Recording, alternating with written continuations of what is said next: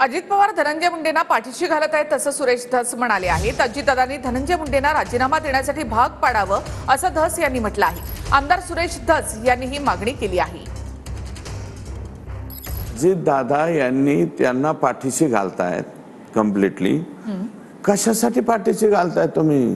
काय वाळूचा उपसा करोडो ट्रक मध्ये, करोडो ब्रास मध्ये वाळू उकरली गेली असेल। सोनपेठ, परळी, गंगाखेड एवढ्या पॉकेट मध्ये, माजलगाव, गाड्या कोणाच्या? यांच्याच।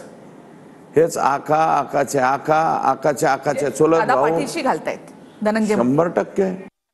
आता तुम्हाला वाटतं की तुम्ही मागणी केल्यावर दादा राजीनामा घेतील? आम्हाला करायचं का? आम्ही मागणी केली, दादा राजीनामा घेतील असं मला वाटत नाही। तो त्यांनी घ्यावा का नाही तो त्यांचा प्रश्न आहे, माझा पक्षाचा हे नाहीये।